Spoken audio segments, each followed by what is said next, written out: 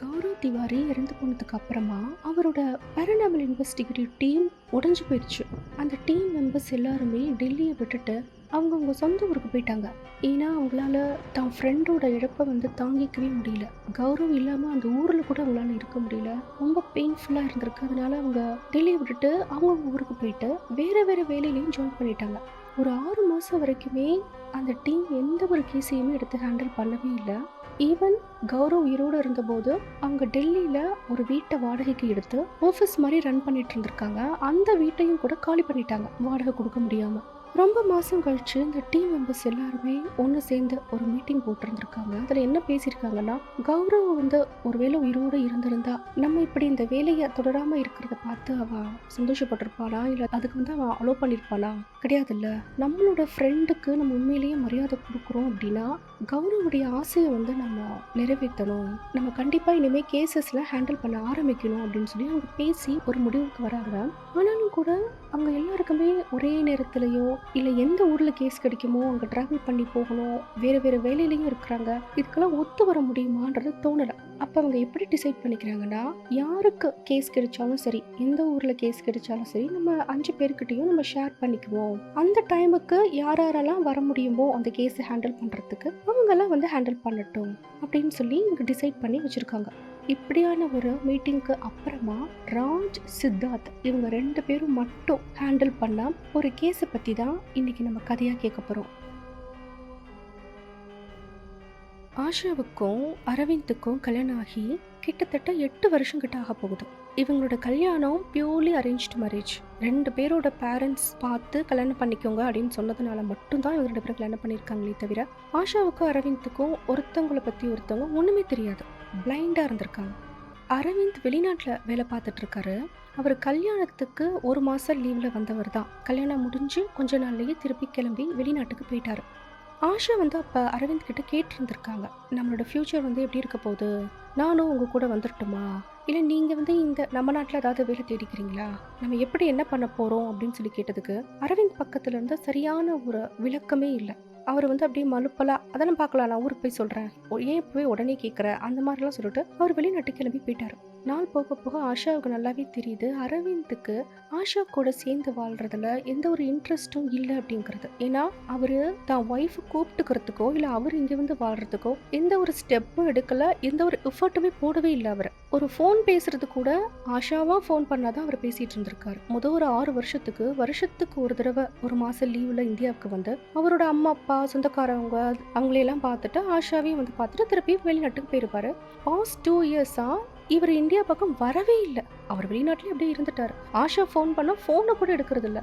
இவங்க 10 கால் பண்ணா ஒரு கால் தான் அவர் பிக் பண்ணியிருப்பார்.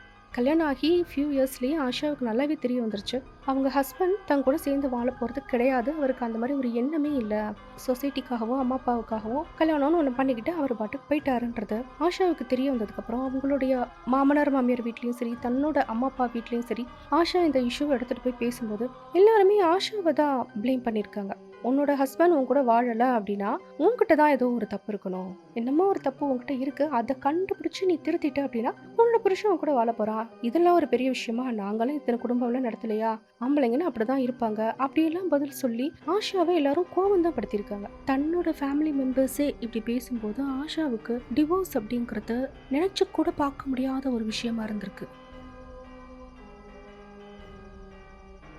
ஆஷா டெல்லியில் இருக்கிற ஒரு ஸ்டார்ட் அப் கம்பெனியில் நல்ல வேலையில் தான் இருக்காங்க. அவங்க டெல்லியிலே தனியாக ஒரு வீடு வாங்கி டபுள் பெட்ரூம் அப்பார்ட்மெண்ட் வாங்கி அந்த வீட்டில் தான் அவங்க ஸ்டே பண்ணி இருக்கிறாங்க. இந்த அளவுக்கு அவங்க ஃபினான்ஷியலாக இண்டிபெண்ட்டாக இருக்கும்போது கூட அவங்களுக்கு இமோஷ்னலான ஒரு சப்போர்ட் இல்லை, ஃபிசிக்கல் சப்போர்ட்டும் இல்லை. அம்மா அப்பா யாரும் அவங்களுக்கு துணையாக வரப்போகிறது கிடையாதுன்றது ஆஷாவுக்கு நல்லா தெரியுது. அதனால் அவங்க எப்படி டிசைட் பண்ணிடுறாங்கன்னா, வாழ்க்கை எப்படி போதோ அந்த மாதிரி போகட்டும், தன்னோட ஹஸ்பண்ட் எப்போ அவரே மனசு திருந்தி நம்ம கூட வாழ்கிறேன்னு வரும்போது வந்துவிட்டோம், அதுவரை நம்ம தனியாக இப்படியே வாழ்ந்துட்டு போவோம் அப்படின்ற மாதிரி ஆஷா முடிவு பண்ணிட்டாங்க. ஆஷாவோட ஆஃபீஸ் அவங்க இருக்கிற வீட்டில இருந்து ஒரு 1/2 மணி நேர தூரத்தில் தான் இருக்குது. ஒரு ஆட்டோவோ கேபோ பிடிச்சா ரீச் ஆயிடலாம். டெய்லியுமே இவங்க வீட்டில் இருந்து காலையில் ஒரு ஆட்டோ இல்லாட்டி கேபு பிடிச்சி தான் அவங்க ஆஃபீஸ்க்கு போகிறது வழக்கம். அதுலேயும் அவங்க ஆஃபீஸ் வாசல்லையே போய் அவங்க இறங்கிக்குவாங்க. ஆனால் நைட்டு ஆஃபீஸ் முடிஞ்சிட்டு வீட்டுக்கு வரணும் அப்படின்னா அவங்க ஆஃபீஸ் வாசல்ல இருந்து இவங்களுக்கு எந்த ஒரு வண்டியுமே கிடைக்காது. ஏன்னா இவங்களோட ஆஃபீஸ் மெயின் ரோட்ல இருந்து ஒரு கிலோமீட்டர் உள்ளார ரொம்ப இன்டீரியரா இருந்திருக்கு. அந்த 1 கிலோமீட்டருக்கான பாதையும் ரோட்டு வழி பாதையும் ரொம்ப மோசமான ஒரு ரோடா இருந்திருக்கு. அந்த ரோட்லயே அவ்வளோ மேடும் பள்ளமுமா ஜல்லிக்கல்லெல்லாம் அப்படியே தெரியுது. அதுக்கும் மேல அக்கம் பக்கத்துல இருக்க பில்டிங்ல டெமாலிஷ் பண்ணி கட்டிட்டு இருக்காங்க அப்படின்னா அந்த பில்டிங் டெப்ரிஸ் எல்லாம் கொண்டு வந்து இந்த ரோட்லயே அப்படியே அந்த பள்ளத்தெல்லாம் நிரப்புற மாதிரி கொட்டி வச்சுட்டு போயிடுறாங்க. அதனால இந்த ரோடு வந்து ரொம்ப மோசமா இருக்கு. நடக்கிறதே கஷ்டம். வேகமா நடந்தாலே கல்லு தடுக்கி விட்டு கீழே விழுந்துருவாங்க. அந்த மாதிரி இருந்திருக்கு அந்த ரோடு. இதனாலேயே அவங்களுக்கு நைட்டு நேரத்துல எந்த வண்டியுமே அவங்க ஆஃபீஸ் வாசல்ல இருந்து கிடைக்காது. ஆஃபீஸ்ல இருந்து மெயின் ரோட்டுக்கு நடந்தே வரணும். மெயின் ரோட்ல இருந்து அவங்க வண்டி பிடிச்சி வீட்டுக்கு போயிடுவாங்க. ஒரு நாள் ஆஷாவுக்கு ஆஃபீஸில் ரொம்ப ஒர்க் ப்ரெஷராக இருந்திருக்கு. வேலையை முடிக்கிறதுக்கே ராத்திரி 10 மணி ஆயிடுச்சு. ஆஷாவுக்கு நல்லாவே தெரியும் இந்த நேரத்தில் வண்டி எதுவும் கிடைக்காது அப்படின்னா. எதுக்கும் நம்ம பார்ப்போமே அப்படின்னு சொல்லி அவங்க ஆப் எடுத்து பார்த்துருக்காங்க ஃபோனில். வழக்கம் போல் எந்த வண்டியும் கிடைக்கல. ஆஷா இப்போ என்ன டிசைட் பண்ணிக்கிறாங்கன்னா, நம்ம நடந்தே போயிடுவோம், மெயின் ரோடு வரைக்கும் நடந்து போயிடுவோம், நடக்கும்போது கலப்பு தெரியக்கூடாது, போர் அடிக்கக்கூடாது அப்படின்றதுக்காக அரவிந்த்க்கு வந்து ஃபோன் பண்ணுவோம், அவன் கூட அப்படியே பேசிக்கிட்டே போனாலும் ரோடு வரைக்கும் போயிடலாம் அப்படின்னு சொல்லிட்டு அரவிந்த்க்கு ஃபோன் பண்ணுறாங்க. அரவிந்த் ஃபோனை எடுக்கல. 3 முறை திருப்பி ஃபோன் பண்ணி பார்க்குறாங்க. அரவிந்த் ஃபோனை எடுக்கவே இல்லை. ஒரு காலை கூட எடுக்கல. இப்போ அவங்க என்ன நினைக்கிறாங்க அப்படின்னா, நம்ம ஊர் டைம் இப்போ 10 மணிக்கு மேலே ஆகுது அப்படின்னா வெளிநாட்டில் அரவிந்த் இருக்கிற நாட்டில் நைட்டு ஒரு 8:30 மணி இருக்கும். 8:30 மணினா அவன் ஆஃபீஸ் முடிஞ்சு வீட்டுக்கு வந்திருப்பானே. வேலை நேரத்தில் ஃபோன் பண்ணாதான் வேலைன்னு சொல்கிறான். வீட்டுக்கு வந்ததுக்கப்புறமும் நம்மளோட ஃபோன் எடுக்கல அப்படின்னா என்னது இது? இவனை எல்லாம் கல்யாணம் பண்ணி நான் என்ன பண்ண போகிறேன்? 8 வருஷம் என் வாழ்க்கையவே அவன் வீணடிச்சிட்டான். என் வாழ்க்கை எங்கே போயிட்டுருக்குன்னே எனக்கு தெரியல அப்படிலாம் சொல்லி புலம்பிக்கிட்டே அப்படியே அந்த ரோட்டில் ஆஷா நடக்க ஆரம்பிக்கிறாங்க. அந்த ரோட்டில் ஸ்ட்ரீட் லைட்டுமே ப்ராப்பராக இல்லை. அங்கே ஒரு லைட்டும் இங்கே ஒரு லைட்டும் தான் எரியுது. மற்றபடி ரோடு முக்கால்வாசிக்கு இருட்டாக இருக்குது. யாருமே இல்லை அந்த தெருவில். 10 மணி. இந்த மேடும் பள்ளமுமான ரோடு, ப்ராப்பர் ஸ்ட்ரீட் லைட்டும் இல்லை. ஆஷா மட்டும் தனியாக அந்த ரோட்டில் அப்படியே நடந்து வந்துக்கிட்டே இருக்காங்க. அப்படி நடந்து வந்துட்டே இருக்கும்போது திடீர்னு எங்கேயோ இருந்து ஒரு பியூட்ரட் ஸ்மெல் ஒன்று வருது. அப்போ ஆஷா வந்து என்ன நினச்சிக்கிறாங்க அப்படின்னா, ஏதாவது எலி, பூனை, நாய் இந்த மாதிரி ஏதோ ஒன்று ஒரு அனிமல் வந்து செத்து போயிடுச்சு போல இருக்கு. வண்டிக்காரன் வந்து இடிச்சிருப்பான், அது செத்து போயிடுச்சு. அது செத்து 2-3 நாள் கூட இருக்கும் போல அந்த பாடி வந்து டீகம்போஸ் ஆகி இந்த மாதிரி ஒரு ஸ்மெல் வருது, அதுதான் அப்படி இருக்குது அப்படின்னு சொல்லிட்டு அவங்க மூக்கை மூடிக்கிட்டு அப்படியே சுற்றி முற்றி பார்க்குறாங்க. ஆனால் அவங்க கண்ணுக்கு எதுவுமே தெரியல. அந்த மைல்டான வெளிச்சத்தில் எதுவுமே இவங்களால பார்க்க முடியல. சரி, நம்ம இந்த இடத்த விட்டு சீக்கிரமாக க்ராஸ் பண்ணி போயிடலாம், இந்த பர்டிகுலர் இடத்துல தான் அப்படி இருக்கும், நம்ம வேகமாக நடந்து போயிட்டோம்னா அந்த ஸ்மெல் போயிடும் அப்படின்னு சொல்லி நினச்சிட்டு அவங்க வேகமாக நடக்க ஆரம்பிக்கிறாங்க. ஆனால் ஆஷாவால் நடக்க முடியல. ஏன்னா அந்த ரோடும் நல்லா இல்லை. அதுக்கு மேலே அவங்க ஹீல்ஸ் போட்டிருக்காங்க. ஹீல்ஸை போட்டுட்டு அந்த ரோட்டில் நடக்கிறது அவங்களுக்கு கஷ்டமாக இருக்குது. எப்படியோ அவங்க கஷ்டப்பட்டுட்டு அப்படியே நடந்து போயிட்டே இருக்கும்போது திடீர்னு அந்த முழு என்விரான்மெண்ட்டே சேஞ்ச் ஆகுறத ஆஷா ஃபீல் பண்ணுறாங்க. எப்படின்னா, அந்த இடத்தோட டெம்பரேச்சர் கொஞ்சம் கொஞ்சமாக ட்ராப் டவுன் ஆகுது. எந்த அளவுக்குன்னா, இவங்க கையெல்லாம் அப்படியே சில்லுன்னு ஆகி அப்படியே குளிர்ல நடுங்குற அளவுக்கு டெம்பரேச்சர் குறையிறத ஆஷா ஃபீல் பண்ணுறாங்க. அதே நேரத்தில் இவங்களுக்கு காதும் அப்படியே அடைக்க ஆரம்பிக்குது. நம்ம ரொம்ப ஒரு ஹில் ஸ்டேஷன் போகிறோம், இல்லை திடீர்னு அது வரைக்கும் கிரவுண்ட் ஃப்ளோரில் இருந்துட்டு லிஃப்ட்டில் ரொம்ப ஒரு உயரமான ஒரு இடத்துக்கு போகிறோம் அப்படின்னா காது அடைக்கிற மாதிரி இவங்களுக்கு ஏனே ரீசன் தெரியாமல் காது அப்படியே அடைக்க ஆரம்பிக்குது. ரோடும் ஃபுல்லாகவே ஒரு மாதிரி பனி மூடுற மாதிரி அப்படியே மூடுது. நம்மளை சுற்றி என்ன நடக்குதுன்னே ஆஷாவுக்கு புரியல. ஹார்ட் பீட்டெல்லாம் ரைஸ் ஆக ஆரம்பிக்குது ஆஷாவுக்கு. இப்போ இந்த நேரத்தில் இவங்களோட உள்ளுணர்வு என்ன சொல்லுது அப்படின்னா, நீ இந்த ரோட்டில் தனியாக இல்லை, நீ இல்லாமல் இன்னொருத்தவங்களும் இருக்காங்க, அந்த பர்சன் ஒன்றை தான் ஃபாலோ பண்ணி வராங்க அப்படிங்கிறது உள்ளுணர்வு சொல்ல ஆரம்பிக்குது. கொஞ்சம் கொஞ்சமாக ஆஷாவுக்கு வந்து பயமும் அதிகமாக ஆரம்பிக்குது. ஏன்னா இந்த மாதிரியான ஒரு ஃபீல் இத்தனை வருஷம் ஆஷாவுக்கு ஏற்பட்டதே இல்லை. அவங்க பயந்துக்கிட்டு என்ன பண்ண பார்க்குறாங்க, நம்ம ஓடி போயிடுவோம் அப்படின்னு சொல்லி ஓடி இருக்காங்க. அப்போ கால் தடுக்கி விட்டு கீழே அப்படியே இந்த ரோட்டில் விழுந்துடுறாங்க. ஆஷா கீழே விழுந்த அடுத்த செகண்ட் அவங்க காது கிட்ட வந்து யாரோ ஒருத்தவங்க ஆஷாவோட பேரை சொல்லி கூப்பிட்டுற மாதிரி இருக்கு. திரும்பி பார்க்குறாங்க, யாருமே இல்லை. ஆஷாவுக்கு அப்படியே கையெல்லாம் நடுங்க ஆரம்பிக்குது, வேர்த்து கொட்ட ஆரம்பிக்குது. அதுவரை சில்லுன்னு இருந்த அந்த என்விரான்மெண்ட்டை இப்போ நார்மலாக ஆக ஆரம்பிக்குது. ஆஷாவுக்கு என்ன பண்ணுறதுனே தெரியல. பிபி எல்லாம் ரைஸ் ஆகி ஆஷா இப்போ என்ன நினைக்கிறாங்கன்னா, நம்ம திருப்பியுமே ஆஃபீஸ்க்கு ஓடி போயிடுவோம் அப்படின்னு சொல்லி பார்க்குறாங்க. ஆனால் ஆஃபீஸில் வந்து ரொம்ப தூரம் நடந்து வந்துட்டாங்க. இனி ஆஃபீஸ்க்கு ஓடுறதும் மெயின் ரோட்டுக்கு ஓடுறதும் ஒரே தூரம் தான். அதனால் இவங்க அவங்களோட ஹீல்ஸை கழட்டி கையில் எடுத்துக்கிட்டு வேகமாக வெறும் காலோடையே ஓடி போய் மெயின் ரோட்டுக்கு வந்து அங்கேருந்து ஒரு ஆட்டோ பிடிச்சி வந்து வீட்டுக்கு வந்துடுறாங்க. இந்த இன்சிடெண்ட்டுக்கு அப்புறம் ஆஷாவுக்கு எப்படி ஒரு ஃபீல் வருது அப்படின்னா, நம்ம எங்க போனாலும் நம்மளை யாரோ ஃபாலோ பண்ணி வந்துக்கிட்டே இருக்காங்க. 24 மணி நேரமுமே நம்மளை யாரோ வாட்ச் பண்ணிக்கிட்டே இருக்காங்க அப்படின்ற மாதிரியான ஒரு உள் உணர்வு ஆஷாக்குள்ள வருது. அவங்கள சுத்தி நடக்கிற விஷயங்கள் எல்லாம் ஒரு மாதிரி ஸ்ட்ரேஞ்சா இருக்கு, அன்யூஷுவலா இருந்திருக்கு. அவங்களுக்கு வர கனவுகளுமே கூட ஒரு மாதிரி மன பாரதத்தை ஆஷாவுக்கு தந்திருக்கு. டெய்லியுமே அவங்க தூங்கி காலையில எழுந்திரிக்கும் போது ரெஃப்ரெஷிங்காவே இல்லை. நம்ம ஏன்டா வாழ்றோம், நம்ம யாருக்காக வாழ்றோம், நமக்காக யார் இருக்கா, இப்படியான கொஸ்டின்ஸ் தான் ஆஷாவோட மைண்டுக்குள்ள ரிப்பீட்டடா வந்துட்டே இருந்திருக்கு. இப்போ ஆஷா என்ன ஃபீல் பண்ணியிருக்காங்க அப்படின்னா, ஆல்ரெடி நம்மளோட மேரேஜ் லைஃப் வந்து நல்லா இல்லை, நமக்கு சப்போர்ட்டுன்னு யாரும் கிடையாது, இதில் ஆஃபீஸ்லேயும் நமக்கு ரொம்ப ஒர்க் ப்ரெஷராக இருக்குது, 10 மணி வரைக்கும் நம்ம இருந்து வேலை செய்கிறோம், நம்மளே ரொம்ப ப்ரெஷர் படுத்திக்கிறோம், இதனால தான் நமக்கு இப்படியெல்லாம் தோணுது, அதனால நம்ம ஒரு 1 வீக்குக்கு ஒர்க் ஃப்ரம் ஹோம் கேட்டு பார்ப்போம், வீட்டில் நம்ம கொஞ்சம் ரிலாக்ஸ்டாக இருப்போம் அப்படின்னு சொல்லிட்டு இவங்க டிசைட் பண்ணிவிட்டு ஆஃபீஸில் போய் கேட்டிருந்துருக்காங்க. ஆஃபீஸ்லேயே சரிம்மா நீ ஒரு வாரம் எடுத்துக்கோ, வீட்டில் இருந்தே நீ வேலை பாரு அப்படின்னு சொல்லி பர்மிஷன் கொடுத்துட்டாங்க. இவங்க வீட்டில் இருந்து வேலை செய்ய ஆரம்பித்த ஒரு முதல் 2 நாள் வழக்கம் போல் ரொம்ப நிறைய ஒர்க்காக இருந்திருக்கு. ஒர்க்கை முடிக்கிறதுக்கு நைட்டு 12 மணி கிட்ட ஆயிடுச்சு. அவ்வளோ நேரம் அவங்க லேப்டாப்லேயே உட்காந்துட்டு எப்போ வந்து படுத்து தூங்குறாங்கன்னே தெரியல. தன்னை வந்து அப்படியே தூங்கிடுறாங்க. காலையில் எழுந்திரிச்சு வழக்கம் போல் வேலை. ஆனால் கரெக்டாக 3வது நாள் அன்னைக்கு ஒர்க் வந்து நார்மலாக தான் போயிட்டு இருந்திருக்கு. அன்னைக்கு ஆஃபீஸ் டயத்துக்கே ஆஷா ஒர்க்கை முடிச்சிட்டாங்க, கம்ப்ளீட் பண்ணிட்டாங்க. அப்போ ஆஷா வந்து என்ன பிளான் பண்ணுறாங்க அப்படின்னா, நம்ம இன்னைக்கு சீக்கிரமாக வேலையை முடிச்சிட்டோம், அதனால் நம்ம வீட்டிலேயே ஒரு படம் பார்க்கலாம் அப்படின்னு சொல்லி டிசைட் பண்ணுறாங்க. யூஸ்வலாக அவங்க என்ன பண்ணுவாங்க அப்படின்னா, இவங்களோட லேப்டாப்பை பெட்ரூம்லேருந்து எடுத்துக்கொண்டு போய் ஹாலில் வச்சு அதை டிவியோட கனெக்ட் பண்ணி ஓடிடியில் ஏதாவது ஒரு படம் பார்ப்பாங்க. ஏன்னா லேப்டாப்பில் பார்த்தா குட்டியாக இருக்கும் மானிட்டர், டிவினா பெரிய ஸ்க்ரீனில் படம் பார்க்கலாம் அப்படின்றதுனால அப்படி அவங்க பண்ணுறது தான் வழக்கம். இதை அவங்க டிசைட் பண்ணிவிட்டு அவங்க சிஸ்டத்தை ஷட் டவுன் பண்ணிவிட்டு கிச்சனுக்கு போய் அன்றைக்கி நைட்டு சாப்பிட்றதுக்குன்னு ஒரு குயிக்காக தோசை சமைச்சு வச்சுட்டு போய் குளிச்சுட்டு வந்து நம்ம படம் பார்க்குறதுக்கு லேப்டாப்பை டிவியோட கனெக்ட் பண்ணலாம் அப்படின்னு சொல்லிட்டு டேபிள் மேலே வந்து லேப்டாப்பை எடுக்க வந்திருக்காங்க. அந்த இடத்துல லேப்டாப்பை காணோம். ஆஷாவுக்கு ஒன்றுமே புரியல.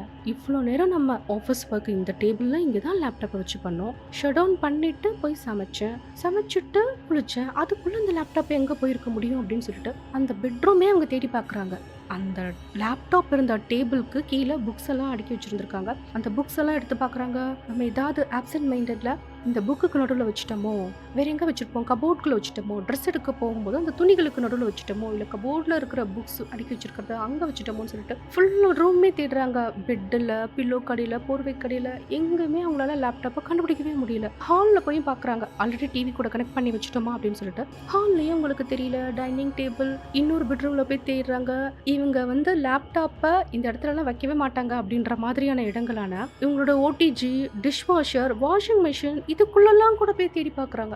அந்த அளவு எப்படி அவ்வளோ பெரிய லேப்டாப் காணாம போச்சு. ஒரு சின்ன ஒரு பென்னு, பென்சில், இல்லை ஒரு இயர்பாட்ஸ் மாதிரி ஏதோ காண போயிடுச்சு அப்படின்னா ஏதோ நம்ம தப்பாக ஞாபகம் மறந்து வச்சிருக்கலாம்னு சொல்லலாம். இவ்வளோ பெரிய லேப்டாப் எங்கடா போச்சுன்னு ஃபுல் வீடும் தேடி தலைகெல்லாம் புரட்டியும் அவங்களால கண்டுபிடிக்கவே முடியல. அவங்களுக்கு ஒரு மாதிரி மைண்டெல்லாம் கஷ்டமாக ஆரம்பிக்குது. நம்மளை சுற்றி ஏதோ நடக்குதா, இல்லை நம்மளுக்குள்ளாரே இதெல்லாம் நடக்குதா, ஒன்றுமே புரியலையே அப்படின்னு சொல்லிட்டு ஹால்லேயே கொஞ்ச நேரம் அப்படியே உட்காந்துட்டாங்க. ஒரு 15 நிமிஷம் கழிச்சு திருப்பி இவங்க பெட்ரூம்க்கு உள்ளார வந்து பார்க்கும்போது அந்த டேபிள் மேலே இவங்க வச்ச லேப்டாப் அப்படியே அங்கேயே இருந்திருக்கு. இதை ஆஷாவால் நம்பவே முடியல. இவ்வளோ நேரம் நம்ம தேடுறோமே, இந்த டேபிள்லேயே எத்தனை பேர் தேடி இருப்போம். கீழே இருக்க புக்ஸ் எல்லாம் எடுத்து அவங்க டேபிள் மேலே வச்சுட்டு தேடினாங்க.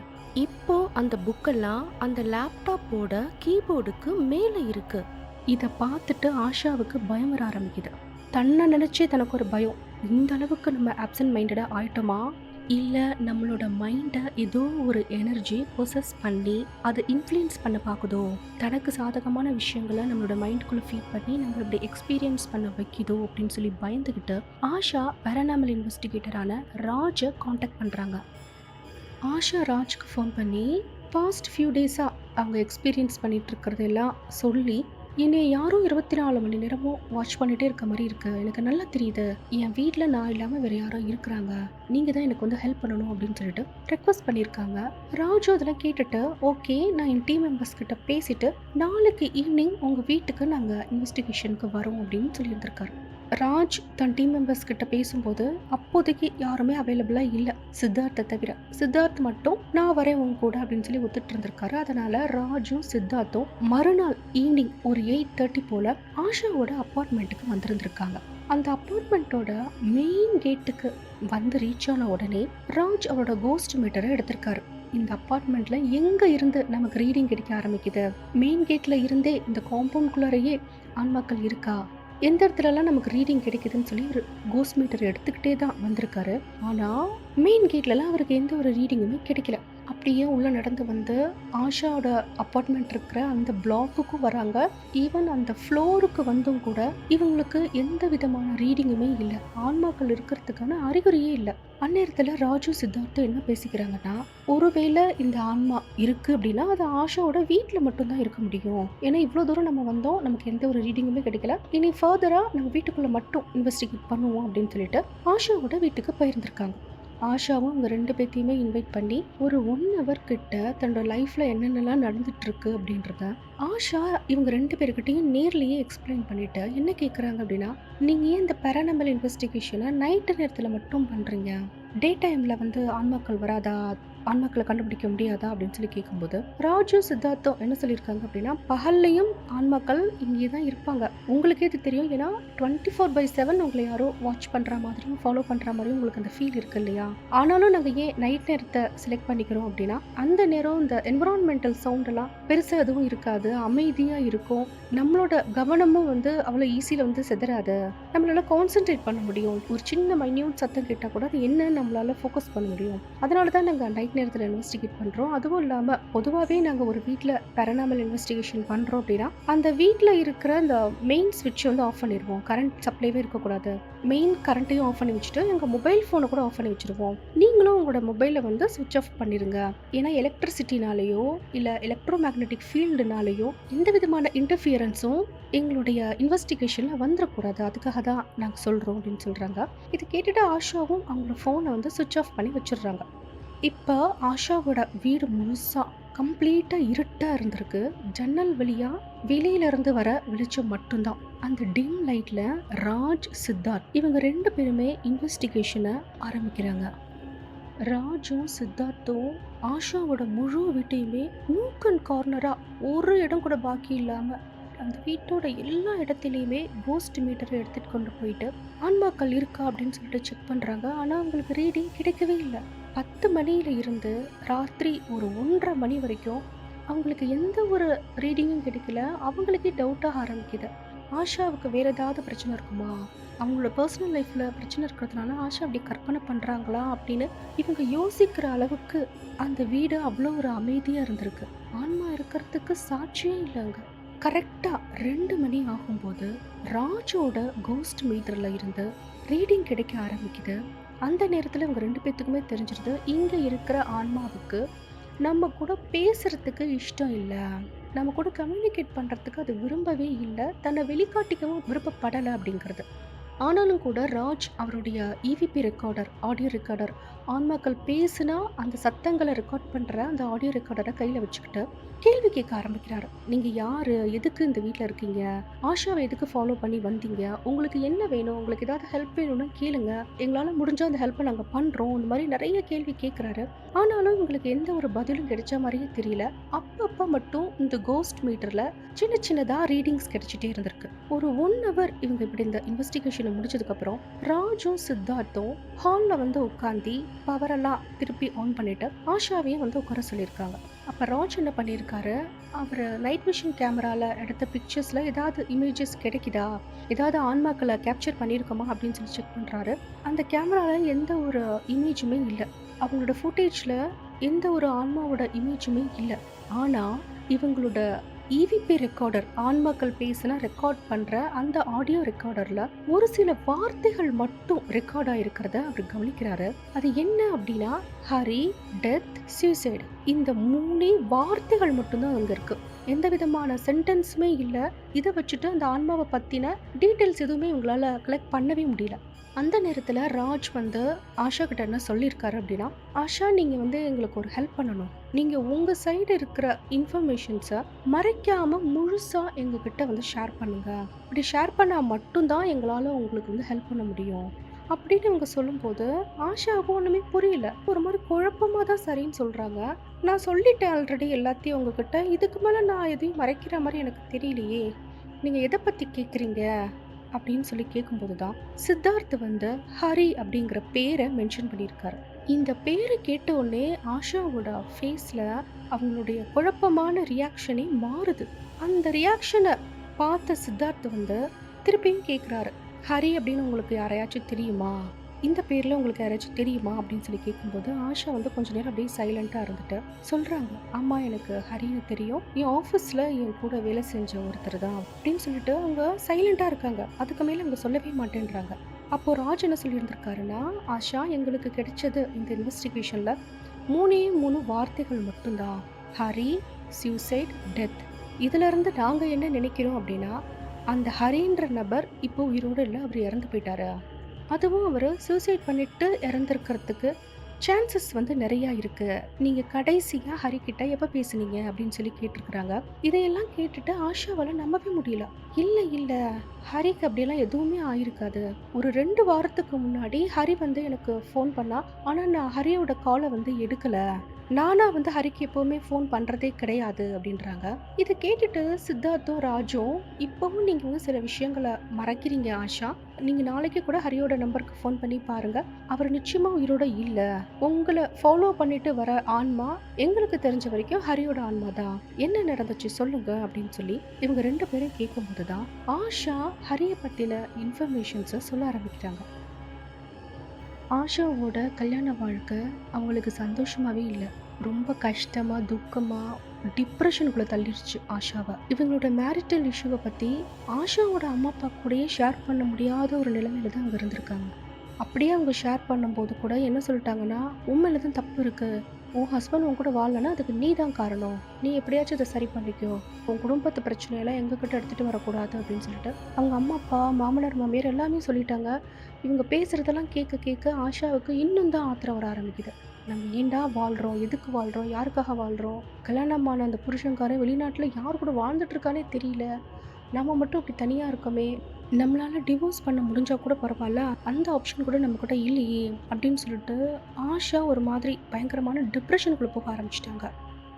ஆஷாவோட லைஃபே அவங்களுக்கு ஒரு மாதிரி மெனோட்டனஸாக இருக்குது. டெய்லி காலையில் எழுந்திரிக்கிறது, வேலைக்கு போகிறது, திருப்பி வீட்டுக்கு வர்றது, மாற்றமே இல்லை. போர் அடிக்கிற மாதிரி இருக்குது. ஏண்டா வாழ்கிறோன்னே தெரியலன்ற ஒரு கட்டத்தில் தான் ஆஷாவோட ஆஃபீஸில் புதுசாக ஒரு ட்ரைனி ஜாயின் பண்ணியிருந்திருக்காரு. அவர் தான் ஹரி.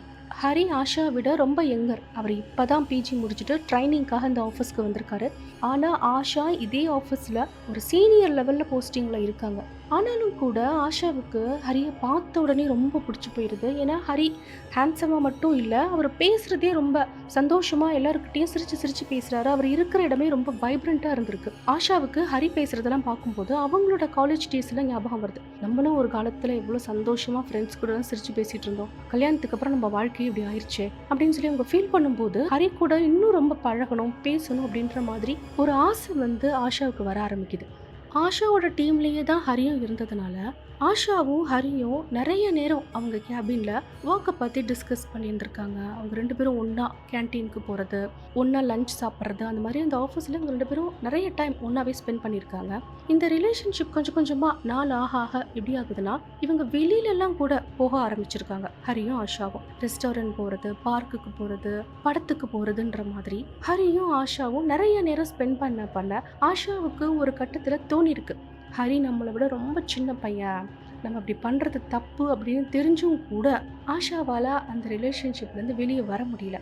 ஒரு கட்டத்தில் இந்த ரிலேஷன்ஷிப் எந்த அளவுக்கு போயிருக்கு அப்படின்னா, ஹரி ஆஷாவோட வீட்லேயே வந்து தங்கிட்டார். மாதக்கணக்கில் அவங்க ஒரே வீட்டில் ஹஸ்பண்ட் அண்ட் ஒய்ஃப் மாதிரி வாழ்ந்துட்டே இருந்திருக்காங்க. இப்படியே பல மாசங்கள் ஓடிடுது. திடீர்னு ஒரு நாள் ஹரி ஆஷா கிட்ட வந்து ப்ரப்போஸ் பண்றாரு. நீ இல்லாம என் வாழ்க்கையில் இன்னொரு பொண்ணு வரவே முடியாது. உனக்கு ஏற்கனவே கல்யாணம் ஆயிடுச்சுன்னு எனக்கு தெரியும். ஆனாலும் உன்னை என்னால மறக்க முடியாது. நீ உன் ஹஸ்பண்டை டிவோர்ஸ் பண்ணிட்டு என்ன கல்யாணம் பண்ணிக்கோ. நான் உன் கூட தான் வாழ்வேன். உன்னை தவிர வேறு எந்த பொண்ணும் எனக்கு வேணாம் அப்படின்னு சொல்லி ஹரி சொல்லும்போது ஆஷாவுக்கு இதை கேட்க கேட்க செம்மையா கோவம் வருது. பயங்கரமா ஆத்திரம் வருது. அவங்க ஹரி கூட சண்டை போட ஆரம்பிச்சிடுறாங்க. ஹரி, நீ பேசுறதெல்லாம் புரிஞ்சுட்டு தான் பேசுறியா? எனக்கு கல்யாணம் ஆயிடுச்சு அப்படிங்கிறது உனக்கு முன்னாடியே தெரியாதா? நான் வந்து என் கல்யாணத்தை மறைச்சி உன்னை என்ன ஏமாத்திய பழகிக்கிட்டு இருக்கேன். எல்லாம் உனக்கு தெரிஞ்சு தானே என் கூட பழகுற. இப்போ திடீர்னு வந்து உன்னைய கல்யாணம் பண்ணிக்குன்னு சொல்கிற. நான் அந்த தாட்டோடையும் நான் உன்கிட்ட பழகவே கிடையாது. உனக்கு இப்படி ஒரு மைண்ட் இருக்குது அப்படின்னா நீ மாற்றிக்கோ. என்னை இப்படிலாம் ஃபோர்ஸ் பண்ணாத அப்படின்னு சொல்லி ஆஷா ஹரி கிட்ட பயங்கரமாக சண்டை போட ஆரம்பிச்சிருக்காங்க. ஹரி ஆனால் அவருடைய முடிவுல இருந்து மாறவே இல்லை. ஆஷாவை தான் கல்யாணம் பண்ணணுன்ற மாதிரி ஆஷா கிட்ட திருப்பி திருப்பி இதே விஷயத்த பேச ஆரம்பிக்கும் போது ஆஷா ஒரு கட்டத்தில் ரொம்ப கோபமாகி அவங்க வீட்டை விட்டே ஹரியை கிளப்பிடுறாங்க. நீ என் வீட்டிலலாம் இருக்கக்கூடாது, நீ போ அப்படின்னு சொல்லவும் அவர் வீட்டை விட்டு போயிடுறாரு. 2 பேரும் ஒரே ஆஃபீஸில் ஒர்க் பண்ணால் கூட இந்த சண்டைக்கு அப்புறமா அவங்க 2 பேரும் பேசிக்கிறது கூட இல்லை ஆஃபீஸில். ஹரிக்கும் ஆஷாவுக்கும் இருக்கிற இந்த ரிலேஷன்ஷிப் பற்றி அவங்க ஆஃபீஸில் கொஞ்சம் கொஞ்சமாக காசிப் மாதிரி அங்கங்கே அப்படியே பேச ஆரம்பிக்கிறாங்க. ஒரு கட்டத்தில் அந்த ஆஃபீஸ்க்கே எல்லாருக்குமே தெரிஞ்சு போயிடுது, இவங்க 2 பேத்துக்குள்ளாரே என்னமோ இருக்குது, அது இப்போ பிரச்சனையில் வேற போயிட்டுருக்கு அப்படின்னு சொல்லி தெரியுது. ஆனால் டைரெக்டாக அதை வந்து ஹரிக்கிட்டேயோ இல்லை ஆஷாக்கிட்டேயோ யாருக்கும் பேசுகிறதுக்கு தைரியம் இல்லை. ஆஷாக்கு அந்த அளவுக்கு ஃப்ரெண்ட்ஸுமே கிடையாது அந்த ஆஃபீஸில். ஒரு 1 வீக் வரைக்கும் ஹரி ஆஷா கிட்ட திருப்பி திருப்பி இதே விஷயத்தையே திருப்ப திருப்ப போய் பேசுகிறாரு. ஆஷாவுக்கு இது இன்னும் தான் கோபத்தை ஏற்படுத்துது. ஒரு கட்டத்தில் ஹரி என்ன பண்ணுறாரு, என்னால் உன்னை பார்த்துட்டு இப்படி இருக்கவே முடியல, நீ வேணான்னு சொல்கிறத என்னால் ஏற்றுக்க முடியல அப்படின்னு சொல்லிட்டு அந்த ஆஃபீஸில் இருந்து வேலையை விட்டுட்டு அவருடைய ஊருக்கே போயிடுறாரு. ஹரி போனதுக்கப்புறம் ஆஷா ஹரியை வந்து காண்டாக்ட் பண்ணுறதுக்கு ட்ரை பண்ணவே இல்லை. ஹரியோட நம்பர் மட்டும் இருக்குதே தவிர அவங்க ஒரு தடவை கூட ஹரிக்கு ஃபோன் பண்ணலை. ஆனால் ஹரி மட்டும் ஆஷாவுக்கு அப்பப்போ ஃபோன் பண்ணுறது, மெசேஜ் பண்ணுறது, வாட்ஸ்அப் பண்ணுறது, இந்த மாதிரி ஏதோ பண்ணிகிட்டே இருந்திருக்காரு. ஆஷா அதுக்கு ரிப்ளை பண்ணவும் இல்லை. இப்போ ப்ரெசண்ட்டில் ஒரு 2 வாரத்துக்கு முன்னாடி ஒரு நாள் நைட்டு ஹரிக்கிட்ட இருந்து ஆஷாவுக்கு ஒரு ஃபோன் கால் வந்திருக்கு. தொடர்ந்து 3 கால் வந்திருக்கு. அந்த 3 காலையுமே ஆஷா எடுக்கவே இல்லை. அவங்க வேணும்னே ஹரியை இக்னோர் பண்ணி அந்த காலை பிக் பண்ணாமல் விட்டுடுறாங்க. அதுக்கப்புறம் ஹரிக்கிட்ட இருந்து எந்த ஒரு காலுமே வரல. இவங்க ஹரி பண்ண காலையும் மறந்துடுறாங்க. வழக்கம் போல் அவங்க ஆஃபீஸ் போயிட்டு வந்துட்டு இருக்காங்க. இந்த கால் வந்த ஒரு 2 நாள் கழிச்சு ஒரு நாள் ராத்திரி ஆஷா தனியாக அவங்க ஆஃபீஸ்லேருந்து வீட்டுக்கு வரத்துக்கு அந்த ரோட்டு வழியாக நடக்கும்போது தான் அவங்க லைஃப்பில் முதலாக ஃபர்ஸ்ட் அமானுஷ்யமான இன்சிடெண்ட்டே நடந்திருக்கு. இது எல்லாத்தையும் தான் ஆஷா சொல்லி முடிக்கிறாங்க. சொல்லி முடிச்சுட்டு என்ன சொல்கிறாங்கன்னா, நான் ஹரியோட காலை பிக் பண்ணலை, அவ்வளோதான். ஆனால் ஹரி இறந்து போயிட்டான்னு சொல்கிறதெல்லாம் என்னால் நம்பவே முடியல, நான் நம்பவும் மாட்டேன் அப்படின்னு சொல்கிறாங்க. ஆஷா சொன்ன இவ்வளோ விஷயங்களையுமே ராஜு சித்தார்த்தும் கேட்டுட்டு என்ன சொல்கிறாங்கன்னா, கிட்டத்தட்ட விடிஞ்சிருச்சு, மணி 4 மணி ஆச்சு, நீங்கள் ஒரு 6 மணி போல் ஹரியோட நம்பருக்கு ஃபோன் பண்ணி கேளுங்க. ஹரி பேசினார்னா நீங்கள் சொன்னபடியே வச்சுக்கலாம். எங்களுக்கு தெரிஞ்ச வரைக்கும் எங்களோட இன்வெஸ்டிகேஷனில் எங்களுக்கு கிடைச்ச இந்த டேட்டாவை வச்சு எங்களால் இப்படி தான் அதை கன்க்ளூட் பண்ண முடியும் அப்படின்னு சொல்லிட்டு ராஜும் சித்தார்த்தும் சொல்லியிருந்திருக்காங்க. டைம் எப்படா ஓடும் அப்படின்னு சொல்லி பார்த்துட்டே இருந்துட்டு கரெக்டாக 6:30 போல் ஆஷா ஹரியோட நம்பருக்கு கால் பண்ணியிருக்காங்க. அந்த பக்கம் காலை பிக் பண்ணது ஹரியோட அப்பா. ஹரியோட அப்பா பேசுகிறாருன்றது ஆஷாவுக்கு நல்லா தெரியுது, இது ஹரி வாய்ஸ் கிடையாது அப்படின்னு சொல்லிட்டு. அவங்க அப்பா வந்து ஒரு மாதிரி அழுகிற மாதிரி பேசுகிறாரு. இப்போ ஆஷா வந்து கேட்டிருந்துருக்காங்க, ஹரிக்கிட்ட பேசணுமே அப்படின்னும் போது அவங்க அப்பா வந்து அழுதுகிட்டே என்ன சொல்லியிருக்காருன்னா, ஹரி வந்து இறந்து போயிட்டாமா, 2 வாரத்துக்கு முன்னாடி ஹரிக்கு ஆக்சிடென்ட் ஆகிடுச்சு, அந்த ஆக்சிடெண்ட்டில் ஹரி வந்து இறந்துட்டான் அப்படின்னு சொல்லிட்டு பயங்கரமாக அழுகிறாரு. அவரை எப்படி கன்சோல் பண்ணுறதுனே ஆஷாவுக்கு தெரியல.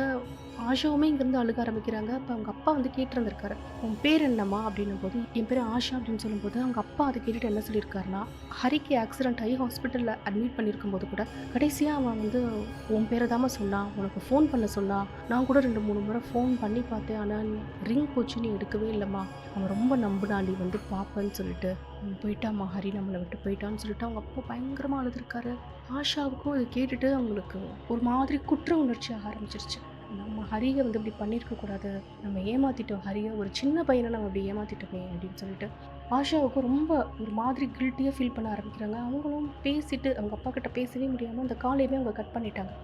ஆஷா அப்படி ஃபோனில் பேசுகிறத பார்த்துட்டே ராஜுக்கும் சித்தார்த்துக்கும் புரிஞ்சிருச்சு ஹரி இப்போ உயிரோட இல்லை அப்படிங்கிறது. அவங்க 2 பேரும் ஆஷா கிட்ட என்ன சொல்லியிருந்திருக்காங்க அப்படின்னா, நீங்கள் பயப்படுற மாதிரி ஹரி வந்து உங்களை பயமுறுத்துறதுக்கோ அட்டாக் பண்ணுறதுக்கு பழி வாங்குறதுக்கு இந்த மாதிரிலாம் எதுக்குமே வரல, அவர் உயிரோடு இருக்கும்போது உங்களை எந்த அளவுக்கு லவ் பண்ணாரோ அதே லவ்வோட தான் அவர் இன்னும் இருக்காரு, இப்போவும் உங்கள் கூட அவர் பின்தொடர்ந்து வராரு, உங்கள் கூட இருக்கணும்னு அவர் விருப்பப்படுறாருனா அது எல்லாமே அவுட் ஆஃப் லவ்னால மட்டும்தான், நீங்கள் பயப்படாதீங்க, நாங்கள் கிளம்புறோம் அப்படின்னு சொல்லிட்டு ராஜு சித்தார்த்தும் கிளம்பிட்டாங்க.